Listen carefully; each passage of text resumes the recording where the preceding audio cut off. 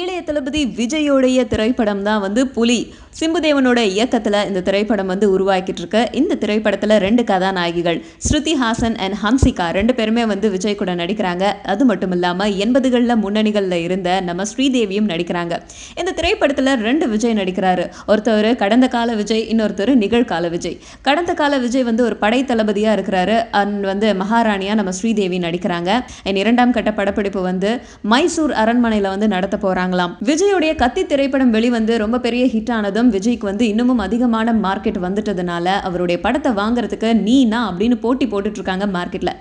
So இந்த படத்துடைய சென்னை அதுக்கப்புறம் என்எஸ்சி ஏரியாக்களில் இருக்கிற உரிமைகள்லாம் வாங்கணும் அப்படின்னு சொல்லிட்டு மறைந்த ராமநாராயணன் அவருடைய ஃபிலிம்ஸான தேனாண்டால் ஃபிலிம்ஸ் தான் வந்து வாங்க போறாங்களாம். இவங்களை தொடர்ந்து இன்னும் நிறைய விநியோகஸ்தர்கள் போட்டி போட்டுட்டு இருக்காங்களாம் இந்த திரைப்படத்தை வாங்குறதுக்கு.